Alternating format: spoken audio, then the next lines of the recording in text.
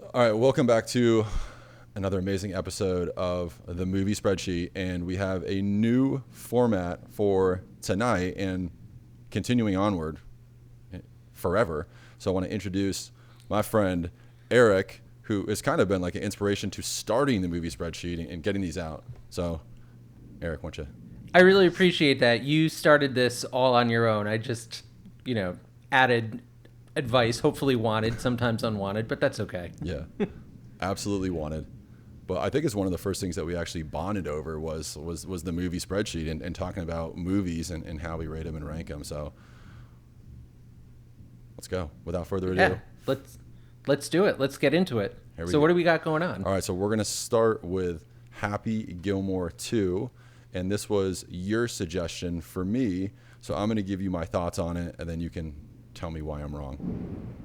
Okay, All let's right. hear it. All right, so here we go. So I have Happy Gilmore 2, entertainment value of 8. I have achievement of goal 7, an ending of 6, a length of 8, which gives it an overall score of 7.35 and making it number 134 on the spreadsheet. Now, look, here are a couple takeaways I have, and then I'm sure you're going to touch on things that I'm going to want to talk about.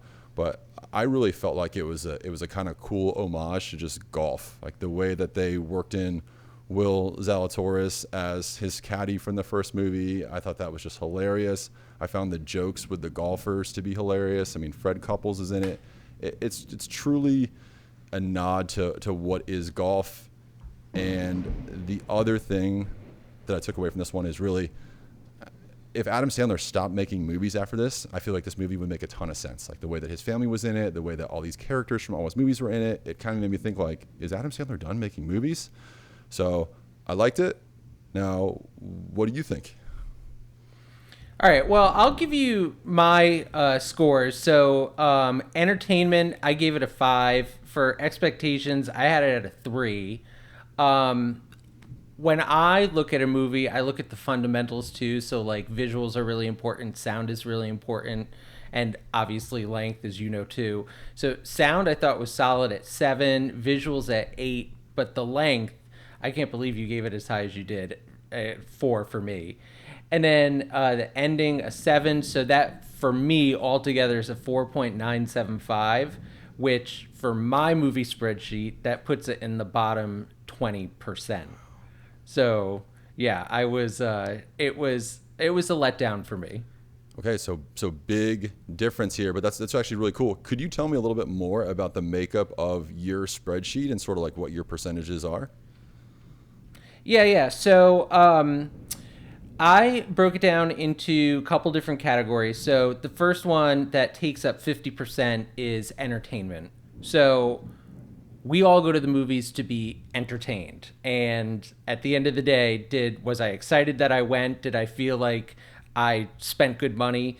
Yes or no? Was I entertained? So that's 50% of the score. Met expectations. So if you go in thinking that it's going to be a rom-com and there's no romance and there's no comedy, then it would be like a 0, right? And then fundamentals, as I mentioned, for me, it's really important when you go into the movie, you've got surround sound. So do you hear sounds coming from all around? Do you hear sounds that you would expect? And also visuals. Visuals, is it lighting up the screen? Are you taking advantage of like new filming techniques? And length. Length is really important. Don't keep me in that seat any longer than you need to unless you have a really good reason to. So each of those are 5%, which makes a fundamentals of 15. And then the ending at the end, was I satisfied? And that takes up 15%. And I have the ability to take up to a full point away for anything that I consider a distraction. And I didn't get distracted by anything in this movie. I like the makeup of your spreadsheet. It's really different. Besides like that entertainment being 50%, you know, let's quote Gladiator here, right? Are you not entertained? Like this is 50%. The rest of ours is kind of different, so it's kind of cool to see how our spreadsheets vary. All right, so what did you think of Happy Gilmore 2? Was it what you were expecting? Was Happy Gilmore 1 a better movie for you than Happy Gilmore 2?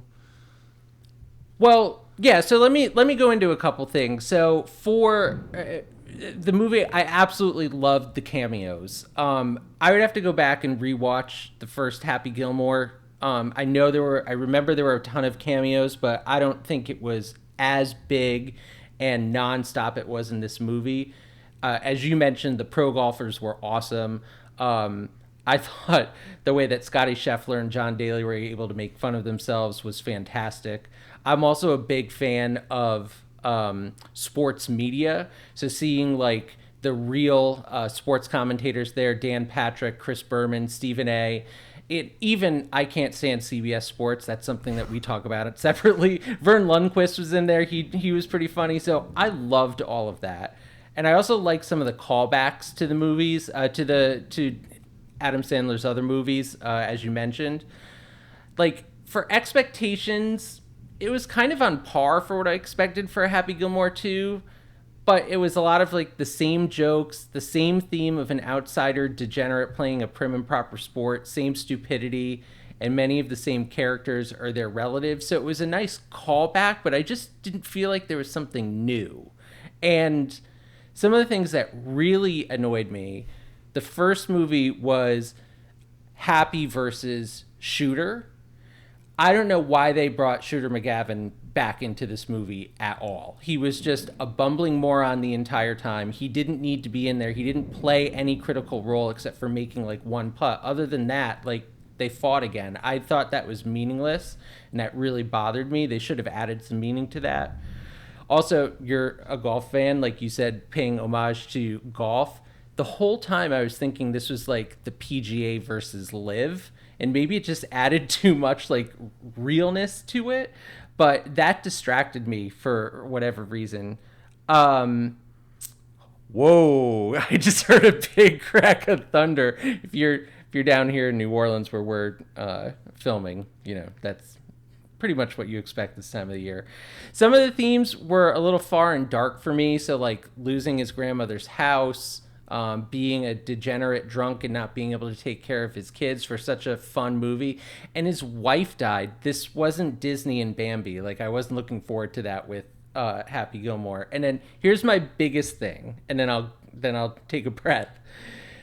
Adam Sandler turned out stupid movies back to back in the late 90s and early 2000s, but they were all different. Like Happy Gilmore, The Wedding Singer, Big Daddy. It's the same gruff guy put into a situation where he needs to lighten up and other people, I'm sorry, he needs to, he needs to straighten up and the other people need to lighten up.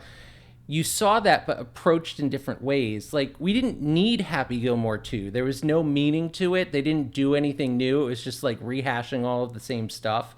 And that's my frustration in general. Like, do we need to see another Wizard of Oz with Wicked? Do we need to keep going on this, Marvel track without thinking of something new, making live action Lilo and Stitch?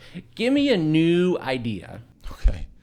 One thing I was really puzzled about with this movie was, is this a shot at Liv? Because it seems like it is, but Bryson and Brooks, they're huge Liv ambassadors. So why would they be in a movie getting these huge contracts from Liv when they're taking obvious shots at them? Was it a take on the golf league, the one they have on TV? I was really confused by what they were going for in terms of this other league. I'm assuming it was Liv, but and then it got weird. Like Reggie Bush was in it, and then you have Travis Kelce's in it, and it was all over the place. But for me, it was what I was expecting for Happy Gilmore. I'm just really thankful that I had the ability to pause it, because I was like, is that so-and-so? And had I not paused it, I wouldn't have recognized that that's who it was. But I also, as a golfer, I really like, the clubs that he uses are pretty close. The same shaft that Bryson uses, the Lab Golf shaft. So it was cool seeing those kind of little things. And then also, getting paired with, if you're a threesome, getting paired with some random person to golf with, been there, done that. It's not the best. So.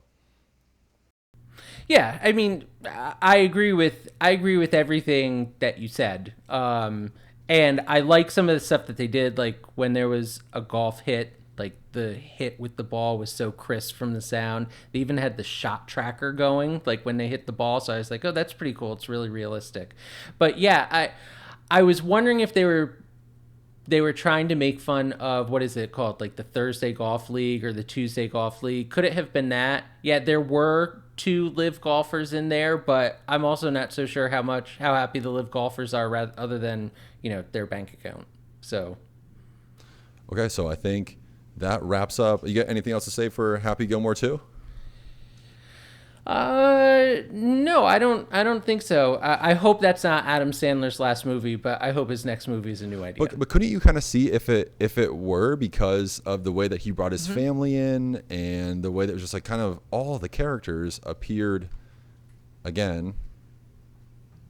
Hopefully not. Adam Sandler's one of my favorite actors, so let's hope he keeps going. All right, so we're gonna switch to the second movie, which is the movie that I assigned, which is Weapons, in theaters now. So I'm going to let Eric start with his review and thoughts about the movie Weapons. All right, I'm really excited to see what your take on the movie was. But here, we'll get right to the score. I had an entertainment of 7, meeting expectations of 6. Fundamentals, the sound was a 7, visuals was a 7, length was a 6. Ending, I put it a 6.5. Overall, for me, it was a 6.675. That's above average just looking at overall scores. But in my movie spreadsheet, which isn't as extensive as yours, it's still in the bottom 25%.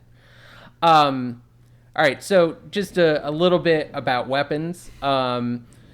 It opens with a 3-minute description by a child of recent events within the quiet suburban town of Maybrook, Pennsylvania. 17 of 18 third graders in one classroom have seemingly willingly ran out of their house in the middle of the night, and that's exactly where the story picks up. We go through seeing the teacher's point of view. We then move into the principal, a cop, a drug dealer, and finally the one child who didn't disappear. And we get to the end of the movie where Aunt Gladys has really wreaked havoc on this small town. So for me, there were a lot of fun elements to this movie. Like, I always think it's fun mixing horror with children. For whatever reason, it just makes it scarier and more believable. I thought the approach was interesting, where it opens with the disappearance. So you open right away with the big thing that happens and is terrorizing the town. But then they slowly throw pieces at you by taking you through different people's perspectives. And I loved the casting for Aunt Gladys, which I think that was Uncle Buck's girlfriend, if I'm not wrong. And there were a few horror surprises in there that I didn't see coming, especially the growing power of the curses as the movie went on. But for me, a couple things frustrated me.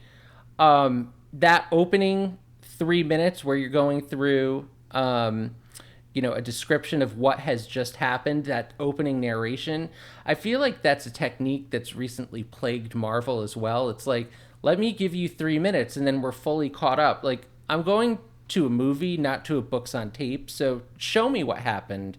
You can condense it. You can still open with it to figure what is going on, but just show me and then let me figure it out. I thought it was interesting that we chronicled the different characters throughout the movie, but one thing that really bothered me was we never got Aunt Gladys's story. And she, at the end, was the one that was causing all of this. I want to know why she wasn't feeling well and why capturing 17 children was supposed to help her, because I don't feel like we got that explanation. And then in Archer's story, Archer is the dad of one of the missing kids, Matt, and he, in a dream, sees over the house a rifle, and it says 217 on it. They explain the 217, but I don't think they ever explained the rifle. I was very confused by that. I thought the ending was really cool that the kid was able to reuse some of the curses. But We had Ruth from Ozark. Justine, the character Justine was Ruth from Ozark. Such a memorable character. And then the wife of the cop is one of Grace's daughters from Grace and Frankie. So I thought I was in a Netflix reunion. And we also had Thanos and Wong from the Marvel MCU. We'll just say MCU. So I felt like I was getting pulled back and forth between those two. So that's those are kind of like my thoughts on the movie and what went into my reaction. So what was your feeling on the movie? Okay. So let me just give you my rating to start this one off. So, and first of all, let me say my expectations were sky high because this is the same director that did Barbarian, and Barbarian is the highest rated horror movie on my list. So it came out in 2022. Thought it was wildly scary. It was a great horror movie except for that third act. And this is, I guess, is like the follow up to, his Barbarian effort. So entertainment, 8, achievement of goal, 6, ending 4, a length of 7. No penalty. It makes it number 173 with an overall score of 6.65. So we are within 0.2 of each other. We're like spot on. This is why we're in this together because, we got those movies figured out. Okay. I had so many thoughts about this movie when I was watching it. And really my first one was what you hit on. The opening setup of discussing what is going on is you miss out the opportunity to sow some doubt into us that it's not the teacher or that it is the teacher. And I thought if this movie were better at creating a suspense at the beginning, you would have more of a movie aligned with Prisoners, which builds that suspense and it kind of leaves you questioning who is who the entire time. And this movie is perfectly set up to do it. They just don't. And, from a teacher perspective, having this happen as a teacher, if it weren't you, how could you prove that it weren't you? That's a scary thing to think about. But also, how are we not questioning the one kid and their family extensively that didn't go missing? Like, I don't want to be the person that's like, plot hole, but this kind of seems like a massive oversight. And then there were so many things done throughout this movie that just make me cringe as a horror movie enthusiast. Like somebody knocks on her door, she runs outside, she leaves the door open behind her. Why? Who does that? You fall asleep in your car's not locked. Who does that? And then there were all these little things spread out throughout the movie where the drug addict kid sees Gladys in the woods. Was Gladys actually in the woods? Was he just hallucinating that? Is Gladys fast now? She's tracking him through the woods? There were a lot of what ifs in this movie that I felt like it could have been better had they just told the story in a little bit different of a way. And sorry, my last thing is just that with the ending, as I'm watching these kids run through the houses, people in the movie are laughing. And it's telling of a horror story in which the people are laughing in the movie. That is not what I'm going for at all. And so that's why my ending was so low. I just found it to be humorous. The kids running through stuff. It was stupid. Totally fair. I completely understand that. I thought I don't know, it brought some comic relief to something that was otherwise, a little dark with all of the kids having gone missing. But we also, another loose end that they never tied up, which is why I didn't have a higher ending score either. They never explained, like, everyone came out of the trance, but some people were so far deep into the trance that they didn't recover, or like a year later they started speaking. They didn't explain that. And one other thing, and this stuff drives me crazy, they were clearly Ring doorbells that was capturing the footage, but when they rang the button, it's not that dun dun dun sound that Ring makes. You got to have consistency there. Those are the little things that you pick up on. I did also notice the assault rifle above the house, and I like, what does this mean? Does Gladys have some power over the parents? There were a lot of powers that Gladys's just weren't explained. And then also, I have a second grader. If these guys were in third grade, I don't think my third grader would not be able to solve what is going on, wrap the hair around, snap the twig, put it in it's like, I hate to be the person that's like, I don't think this is fair. I don't think this is realistic, but you can wrap it around and they chase after him. You can wrap it around and they stand within the salt. You can wrap it around. What is going on? Yeah, and that's the thing. More she developed more and more in different powers, or at least we saw the powers manifest in different ways, and that's why I wish we got her backstory to understand how she got involved in this. And I'm wondering, are we set up for a sequel because they never killed the bonsai bush or whatever that was that clearly derives some of the powers? So I think we absolutely are set up for a sequel. And that was kind of my big thought leaving it was I want to know more about Gladys and you told us nothing. It kind of seems like a Conjuring Annabelle type situation where you're going to have a movie just called like Aunt Gladys or something along those lines. Now, were there any parts in the movie that made you jump or that scared you a little bit that stand out?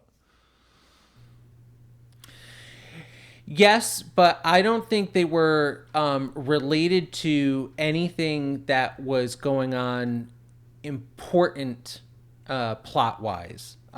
So it was just some of those scenes where it was really dark. And then all of a sudden someone ended up standing there and it made me jump, but it wasn't like relevant. It wasn't scary. And all of the stuff that was actually scary, like Benedict Wong running across, I don't know, the lawn to go to the gas station and beat down Justine, that was hysterical. And then, as you said, the kids at the end chasing down Aunt Gladys, that was hysterical. It wasn't scary. The scary parts were unrelated to the stuff that was happening in the movie. Okay, this is going to be an intense question, but because you have sound on yours, I'm curious what you think about when Wong kills his husband in the kitchen and the sound of him smashing his husband's head. Did that? Oh hell yeah! Oh that's great. Oh absolutely, yeah, yeah. When they ripped Aunt Gladys's face all the way open and whatever came spewing out of her, yeah, you heard all those bones crack. There were a couple times with the sound where you couldn't really understand the dialogue, and so that was that's where I knocked them a couple. And then and in the visuals, there were a couple really dark scenes where it was tough to see, but yeah, no, the gory stuff. Oh, and every time from the bonsai bush snapping the twig, oh yeah, you knew something was going down then. So good sound there. Yeah, because I felt like they almost cut all the other noise, and then it was just like the snap was so crisp, and it was like, uh-oh, Yep. what just happened? But is the hair snapping too? Like, because hair wouldn't snap. I'm confused by the whole rub blood on it and then snap it. The hair's not snapping. I don't understand. Whatever. Yeah, I don't know. I'm not big into voodoo, so I'm not sure. I'd have to. We live in the city for it. What did you give it for length? I gave it a 7 because even though it was 2 hours, and I generally feel like that's too long for horror movies, I wasn't really hurting for length in terms of I think we should speed this up. And because of the way they did the beginning, I kind of wanted them to really add more time to tell the first part of the story, and then maybe cut out.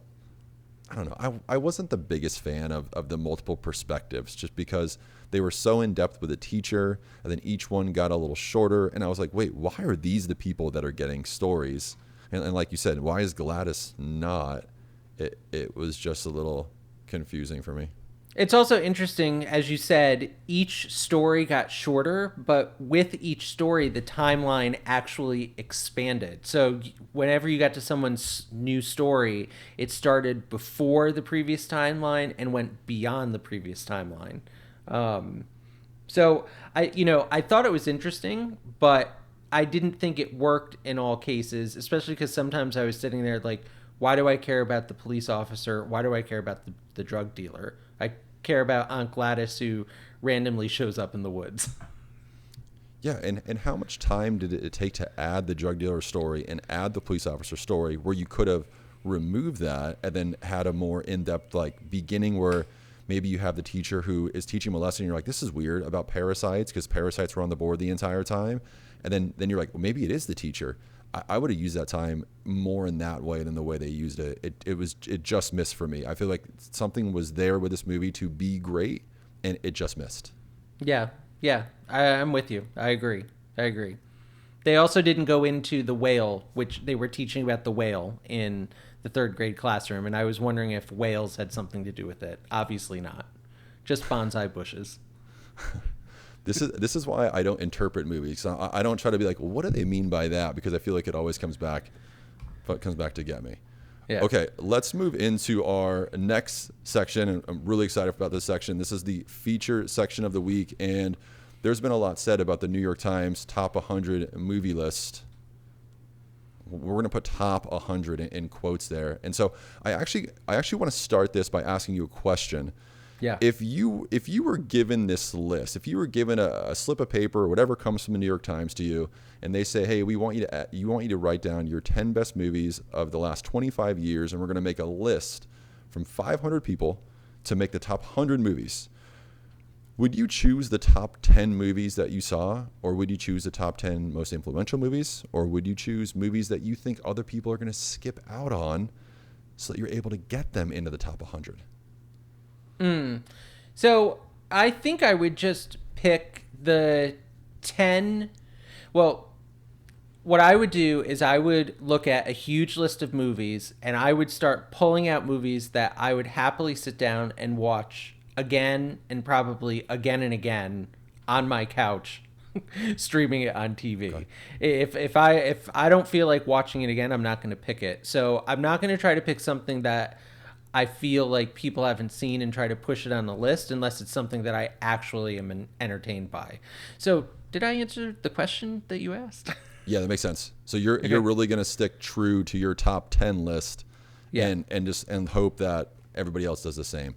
Okay, so for the feature, what we're going to do is we're each going to, in celebration of the start of fantasy football and fantasy drafts, we're going to fantasy draft our top 10 movies from the New York Times top 100 movie list. I'm going to let you go first, partially because I want the second and third pick. This is a snake style draft, so it'll go basically Eric will take the first pick, I'll take the second and third, and then it'll go 2 picks in a row after that until the very end. So let's kick it off, Eric. All right, drum.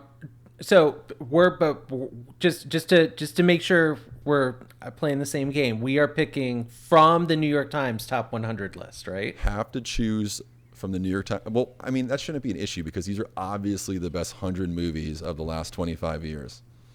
Yeah, hardcore disagree with you there, but that's for another day. Maybe that's another feature. All right, so from the New York Times top 100 list of movies from the last 25 years, with the number 1 overall pick, Eric selects Kill Bill Volume 1. Oh, and I'm guessing by that reaction, that was high on your draft board. Yeah, that was... I could watch that movie over and over, back to back, all day, every day. The soundtrack is amazing. The visuals are great. The story is so unique. I just love it, and I love Tarantino. So Kill Bill, number 1. Okay, so that for me was in my top 10. And it was going to be, I was thinking about getting it 5th because, part of this is I got to figure out where you're drafting things. And we don't know enough about each other's movies yet. I feel like down the road, we'll get really comfortable with each other and know what each of us are going to pick. I'm trying to figure out, where can I slide someone's in that I really want? Well, Kill Bill definitely got plucked. Okay. So I'm going to go with the second overall pick. And my first pick, I'm going to select Moneyball. And I had to have that one. I had to have Moneyball. It was one of the movies on the list that made me so excited that it was there. And I think it was pretty far down.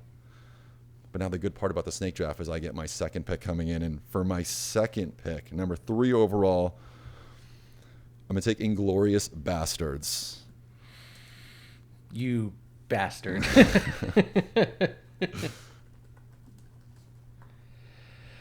Hey, it's Tarantino. It's a solid pick. You can't go wrong. I absolutely agree with you. It was on my draft board. It no longer is. Okay. All right. So then I get selection number 4. So with the 4th overall pick in the 2025 draft, I select Inception. I can watch that over and over. It still surprises me. I still try to figure it out to this day because I can't remember. they're so clever in how they put that movie together. I absolutely loved it. I really struggled with the next one. So with the fifth pick, I thought it was time to laugh. This movie introduced us to several new people. Super bad. I knew you weren't going to be happy when I made that selection. Yeah, that was definitely in mine. I didn't know when it was going to go. I thought it would go a little bit later. Yeah, I mean, is it the funniest movie in the top 100? I don't know if it's the funniest. I think the funniest movie is still coming up on my list, or maybe coming up on your list. But I think Superbad was so new, and it introduced us to, Jonah Hill and Michael. Is it Cera? Is that how you say his name? Yeah. I think it was more than just the comedy, but it's definitely funny. Yeah, I mean, the movie's so fun. And I felt like the New York Times put that at number 100 on this list to kind of like justify the list. Like you look at it and you're like, oh, Superbad. Okay, this is going to be a legit list. And then it just deteriorates into absolute crap. Okay, well, good pick. I'm envious of this one. So this is now the sixth pick overall and my second pick. And I am going to choose Gone Girl because I love Gone Girl so much. I could watch this one forever. I love this person. I would. Like, I don't want to say I would marry this type of person or this type of person, but I would. This movie is just awesome. I love it so much. I can't say enough about it. Are you a fan of it? Megs. Yeah, sorry, Megs. This is definitely. I personally am not sure if it makes, for me, even the top 100 of the past 25 years. Maybe it does, but I don't think it's a bad movie. All right, so now okay. I'm seriously conflicted because I know I have a comedy on here. It's later. I think it's the one that you're going to take. So I'm going to go and I'm going to take with my third pick, number 7 overall. I'm going to take Mad Max Fury Road. But that's not your comedy that you were just referring to. Okay. It's not. I'm not. I think I'm going to leave the comedy. If it shows up later, I'm going to be okay getting it later, but if it doesn't, I'm okay with it. Okay. When Mad Max Fury Road first came out, the previews made it look super dark. With like the face paint, I didn't know what I was getting into. But then you see it, the visuals are stunning, and it is 2 hours of action. I love that movie. It was on my list to draft, but it's no longer mine to draft. So I'm going to go on to number 8, the 8th overall pick. I love this one because it's action, it's comedy. It has some of the biggest names of the time. I love Ocean's 11. Really? Ocean's 11? Oh, I'm so surprised. Okay, you gotta talk me through this. Okay, well, so first of all, I can watch it over and over. Which is just one of my biggest things, and especially if you're going to make a top 100 list, if it's a once and done, to me it's not worthy. I don't know why. I can watch it over and over. I think the humor is great. I think the story is really fun. I love how it's bad guys who are sort of good going against the good guy who's also bad. You've got the element with Julia Roberts in there. I don't know, and still I will watch it, and I know how they trick the system, but it's still fun to see them trick the system. I just like the movie. I get entertained every time. I have a confession about this one. So this is one that what I did was I went through the 100 movies and I pulled out the movies that I would consider in my top 10, and I narrowed it to 25, and this movie wasn't in my 25. Okay. So, but I think I have a movie that's going to be similar to that with you potentially. Okay, give me your 9th pick. Okay, here. So 9th or your 9th overall pick. Oh, I'm wondering if I should make a last second change here. No,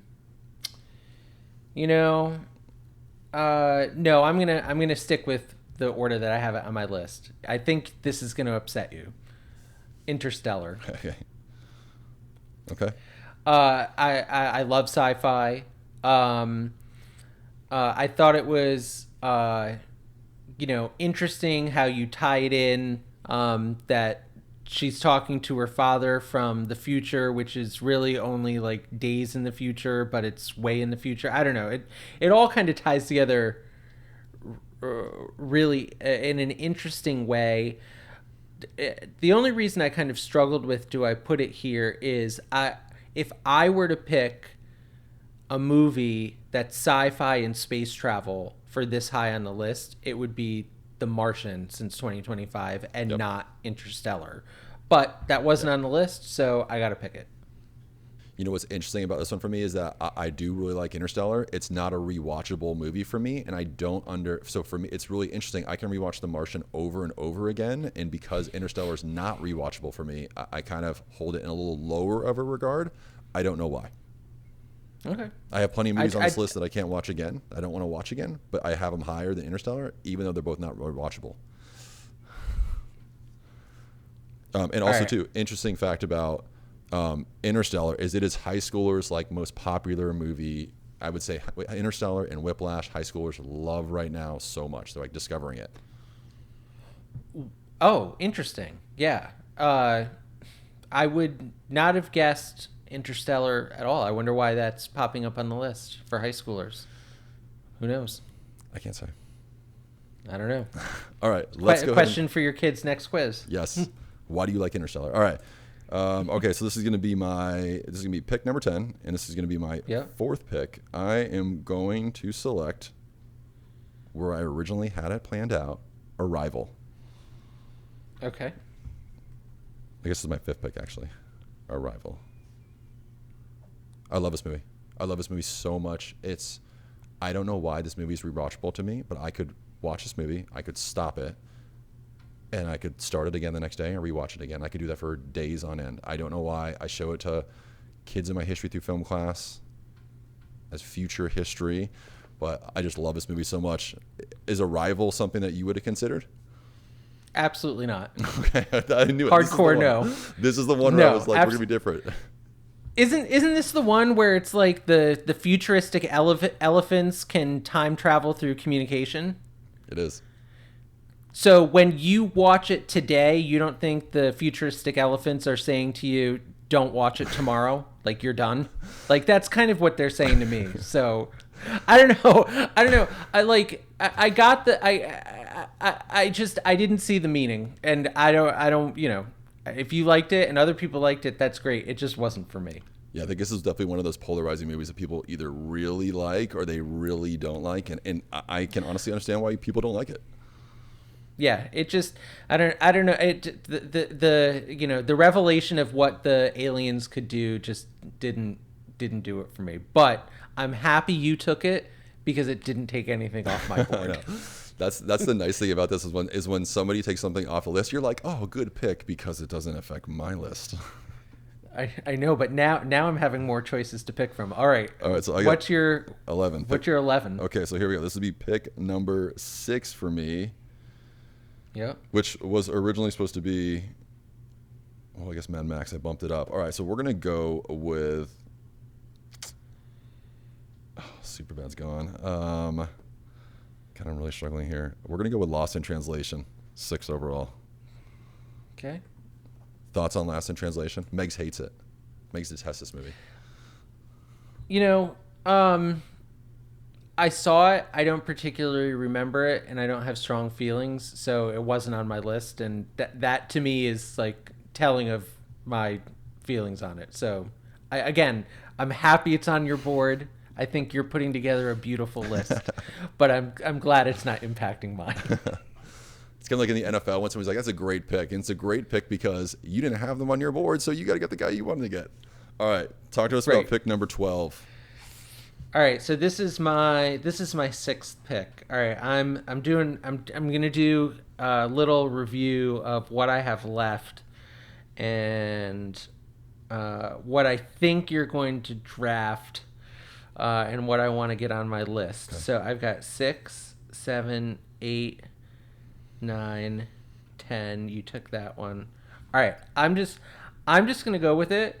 I am going to, with the 12th overall pick in the 2025 draft, select Bridesmaids. Yep.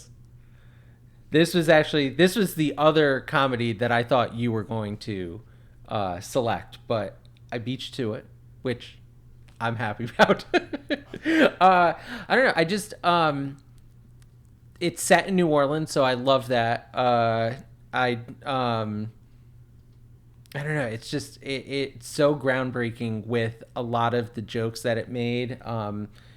It's happening. It's happening. It's happening. It's such a great movie. Yeah, this is definitely one that I had, and I thought I would be able to get later. Mm-hmm. I didn't. I had it down as like 13th pick because I was thinking I'm gonna have it. I thought our list would be really similar, and so it's kind of good that they're not. But I thought our list would be pretty similar, and that some of these later ones I had in those extra rounds would slide, and they're not. So it's cool to see. Good movie, really funny, really really funny. All right, and then let's see. I'm debating whether or not to make a change here. I don't think so. So I'm going to go 13th overall pick, Black Panther. I love Marvel. Black Panther isn't my favorite Marvel movie. It's definitely up there. But I feel like Marvel deserves to be in the top 10, even if they aren't the best movies overall. It led to a moment in the last 25 years that is bigger than any other movie moment before that. It beat out, Endgame, beat out everything. So I put Black Panther on the list.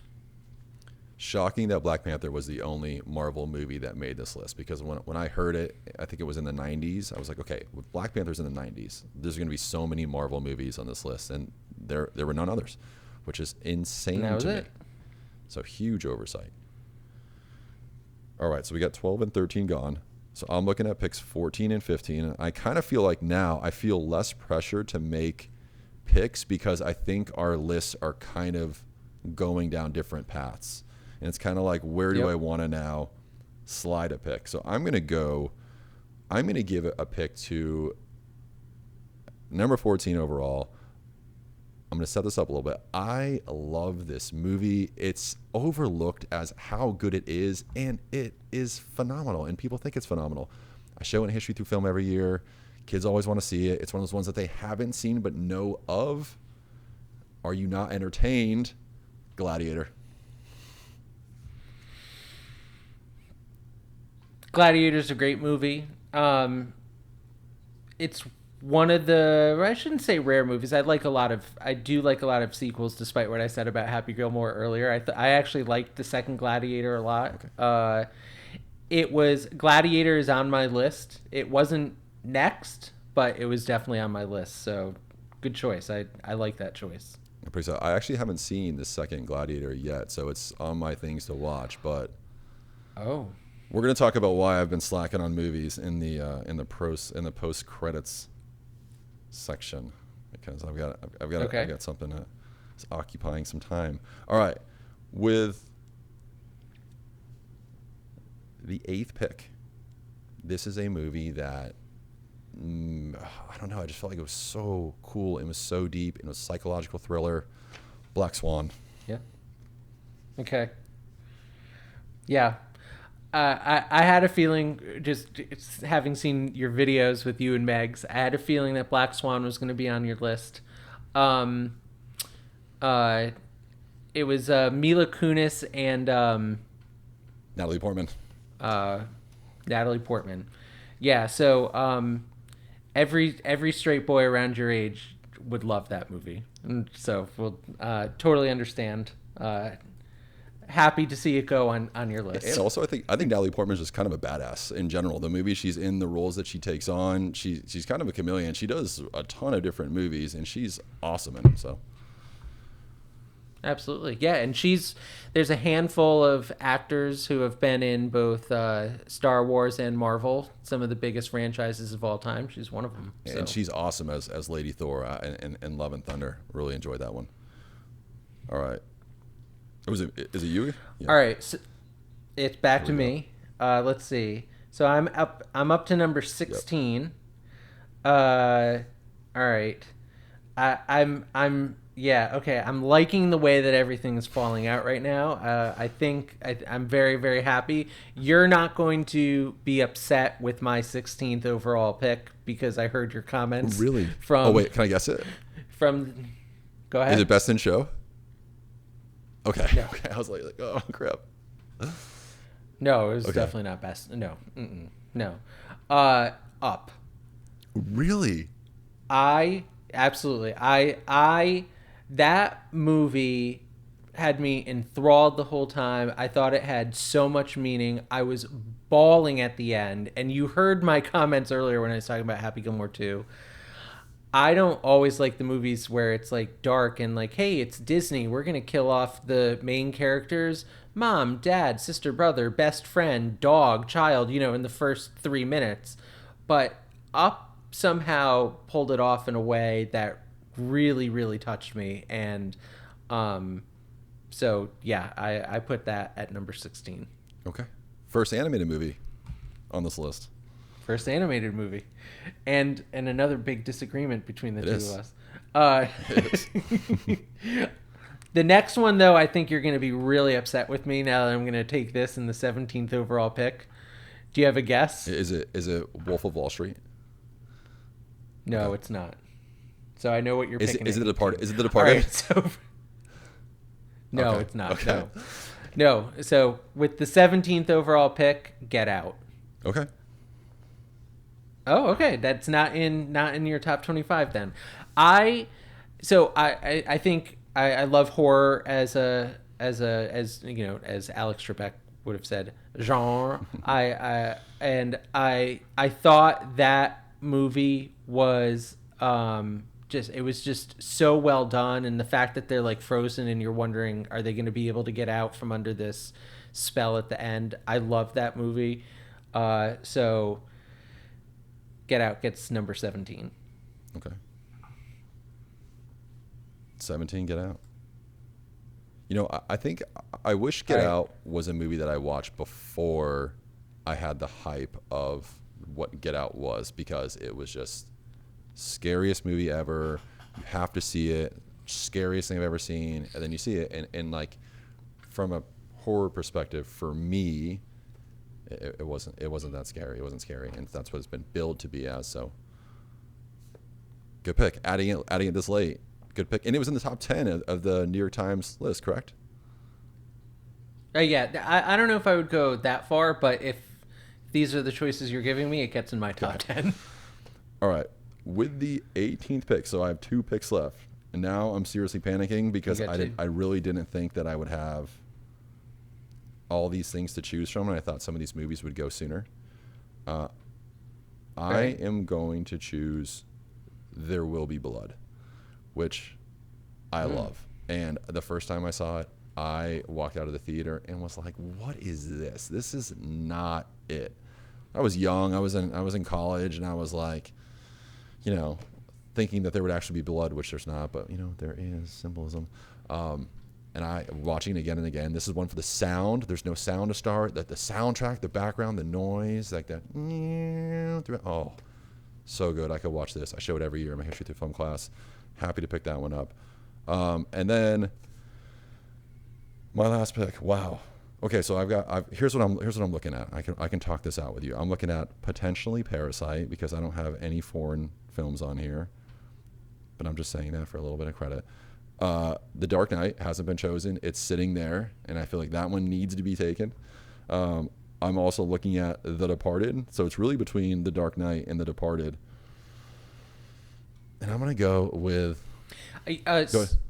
Yeah, you don't have to pick Parasite just because it's a foreign film. Foreign films don't have to have a slot saved for It's a them. foreign film that I definitely would have picked on top 10, but we'll talk about that at a different point.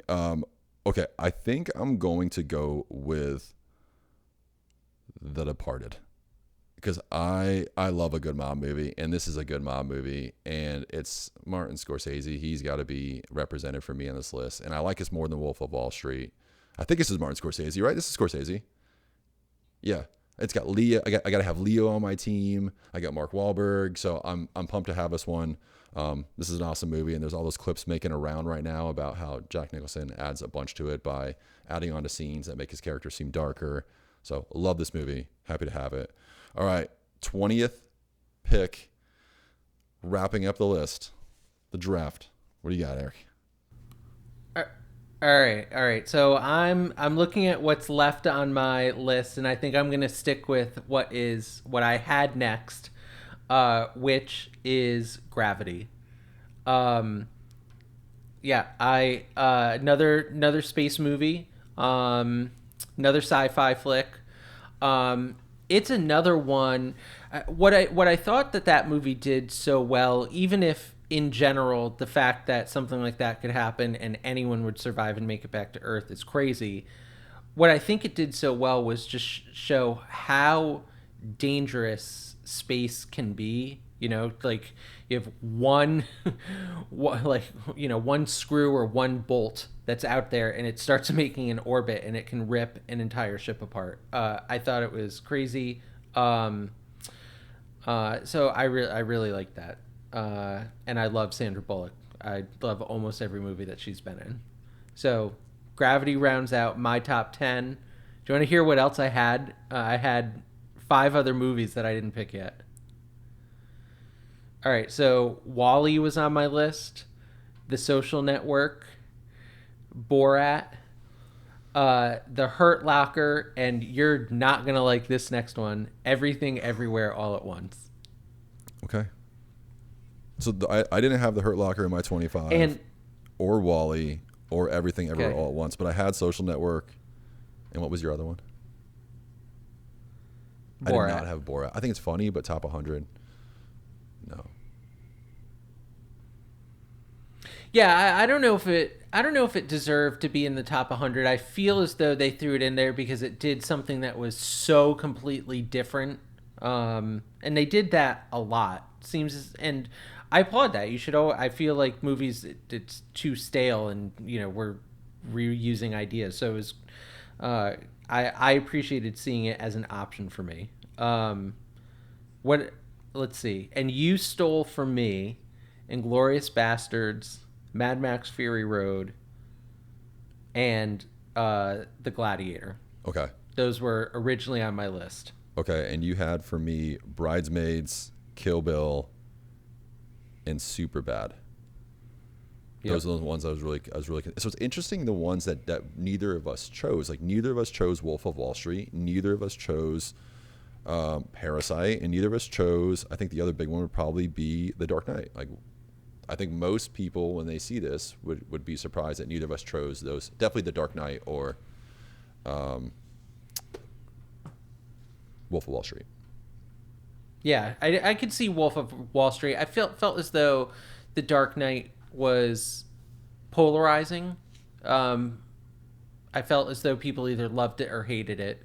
But I was glad to see that the New York Times, it wasn't all just, Parasite-esque movies. They did dive into some popular movies, some comedies. I just wish it didn't feel like they were just throwing those categories and genres a bone, Yeah. It definitely felt like that. It definitely felt like they're trying to represent all the different genres, and didn't even do it successfully. Like, I think Anchorman as the only Will Ferrell movie on it. Anchorman's not his funniest movie. Why is Anchorman the one that was chosen out of this? This is crazy. Step Brothers isn't in here? Step Brothers is way funnier than Anchorman. Yeah. Okay.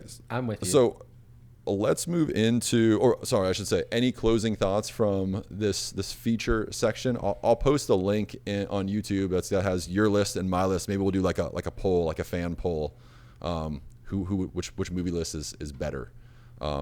With the asterisk that these are not our top 10s. This is from what was given to us from the New York Times top 100 movies list of the last 25 years. Closing thoughts here? Yeah, I love that. I mean, my biggest takeaway is that I would take your list or my list over the New York Times list. I just, I think it's a little more rooted in realism and what people actually watch. But that's why things like the New York Times are out there, because they like to make us think. Yeah, I love it. All right, so now we're moving into the post credits section, right? That's what we're calling this. Yeah, okay. sure. Post credits scene. Okay, I couldn't read my writing there. I kind of trying to chicken scratch it out. All right, so this is where we're each going to bring something that's not related to something. Actually, why don't you go ahead and explain this one because I'm not great with words. Okay. Yeah. So the thought here is, the movie spreadsheet is focused on movies the entire time. So this point gives each of us a chance to talk about something else that might be going on in the world. So after we get through the meat of what we're talking about with the movies, what other tidbit do we have to offer for you? So Kyle, what do you have in your post-credit scene? Post-credit scene is I'm kind of going to tie in two things at once. So I just heard a phrase today. I was watching a show with Megs, my wife, about The Biggest Loser, the reality, the documentary behind it, which was, I walked by and then I found myself walking by again and again and again. Then pretty soon I was just laying on the couch watching it. And I heard him use the term jumping the shark. And I was like, well, jumping the shark, what does this mean? It did some fact checking, did some looking it up. Have you heard of the phrase jumping the shark or know what it means? I have no idea. Wait, are you being serious right now? You don't know what jumping the shark means? I had no idea. I've never heard it before. Really? Never heard it. Okay, so do you want to explain it or do you want me to explain it? You explain it in case I'm wrong. Okay, so jumping the shark is it went back to, I believe it was the sitcom Happy Days, and there was the Fonz on it, and at some point, the trials and tribulations that he got into as a sitcom character. One day he was surfing and he jumped over a shark, and that was kind of symbolizing when characters exceed reality. And the show has just gone too far in digging into a character rather than reality. And maybe once Rachel got pregnant in Friends, you could say like maybe Friends jumped the shark. But I'm shocked you don't know that phrase. I had never heard. I was like, jumping the shark. And Megs hadn't heard it either. She's like, jumping the shark. Look that up. What does that mean? And so we looked it up, and then I started thinking about jumping the shark, and the current show that I'm watching right now that I'm questing to get through before I can watch more movies is I'm trying to watch all of The Big Bang Theory, and I'm 11. I've watched hundreds of episodes. I've watched 100+ episodes of the show. And I'm trying to think about when did the show jump the shark, because it definitely did, but I've only got 20 more episodes left before I'm finished with the series, and I'm going to feel so relieved. That's all I'm doing is just watching the show right now to be done with it. But I like it, and I think it gets a lot of hatred. Now, let me tell you, I think it's overly sexual for what it is, but I really enjoy The Big Bang Theory, and I think it's too hated. That's my post-credit scene. I am shocked to hear that you think The Big Bang Theory is too sexual. That's really I do. They funny. talk about it all the time. Yeah. Okay, once you finish, I want to hear when you think The Big Bang Theory jumped the shark. I haven't watched every single episode, but I've seen most of it. And yeah, it same thing. That show got to a point where it was like, okay, Sheldon, we've seen you, knock on the door and say Penny a billion times. Yes. Like, time to move on. Okay. All right. I like that. Oh my God. I'm going to have to text Megs and be like, how did you not know jumping the shark either? All right, so my post-credit scene. So I'm a Saints fan. Who dat? We did the draft earlier today. All I want to say is I've been hearing from so many people how this season is going to be horrible. All of the sports books out there have the Saints basically leading the clubhouse to have the fewest wins this entire season.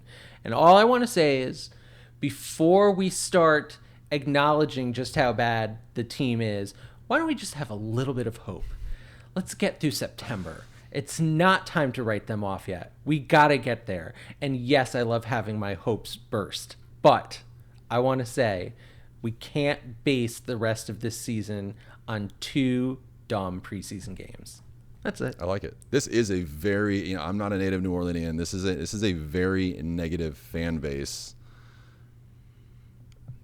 It's yeah, real it's bad. like, okay, it's going to be bad. It's like, whoa, the season hasn't even started yet. There's plenty of games to play. And, you know, the nice thing about the NFL is that because of the salary cap, everybody has potentially a fair shot every year. Being a baseball fan and also like a Liverpool fan, it's not everybody has the same opportunity in those leagues that don't have those salary caps. So there is always hope. Everybody starts 0-0. So you Saints fans hang in there. Seahawk fans hang in there. It could be a rough season too. Who knows? That's right. Don't drag me down with you. All right. So you picked for me Weapons. I picked for you Happy Gilmore 2. So every week we're going to assign each other movies. And last week you assigned first, even though this is the first episode. So you technically assigned first. So this week I'm assigning one for you. I don't see this movie on your movie spreadsheet. I really want to know how you are going to rank this movie. It is one of my favorites of all time. Wait, I think I'm I know not what it ruining is. that for you because I've said I think I know it. I've said this to you before. What do you think it is? Back to the Future. 100%. You have to watch it and review it. Okay. That's right. Yeah. I'm very excited. It's been a long time since I've seen this movie. It's been a while, and that's when it's best. Like if I had seen it in the last couple of years and I rewatch it, I think I'm a little bit biased against it because it's not like, okay, I've just seen this. When is this over? But it's been at least 20 years since I've watched this movie. So it's going to be a pretty fresh look at Back to the Future. Do you feel like the graphics and everything hold up, like the visuals, or do you think? I think the story still really holds up. And the graphics, they're not, it was made in 1985, but I think they're good enough. Okay. But I don't want to influence you. You need to go in with a 20-year clean slate. Mine is probably more like 20 days. So. Okay. I like this. All What you got for me? This one I had a bunch of movies to pick from, and there are definitely some ones that we're going to watch in the future, some ones that need to be on our spreadsheets that aren't, but that are a little bit older. So there is a movie right now that everybody in my house has watched and that everybody in my house loves. That's my 5-year-old, my 8-year-old, my 29-year-old wife. You're welcome, X. So number 1 on Netflix right now, K-pop Demon Hunters. So we're going to watch K-pop Demon Hunters off Netflix. It's wildly popular. Wildly popular right now. It's anime too.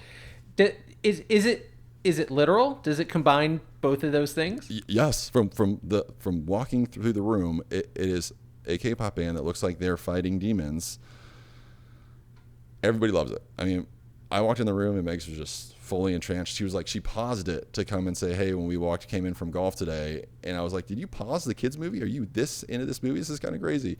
So it's number 1 on Netflix. There's a lot of talks about a sequel. Some are saying like Netflix and Sony are kind of battling out who's going to have the rights to it. If it'll even be on Netflix, the second one. So K-pop Demon Hunters, kind of weird. I normally wouldn't choose this one, and it's also animated, so not my favorite. But let's go. Let's do it.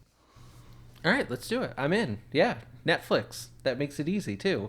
And so everyone out there, if you're gonna play along, watch Happy Gilmore 2 and watch Weapons and let us know what you thought of those. And next week, see what we say about Back to the Future and K-pop Demon Hunters. That was a weird sentence. That was a really weird sentence. All right, thanks for tuning in to this episode of the Movie Spreadsheet, and we will be back next week to discuss all the great movies. Catch you next time.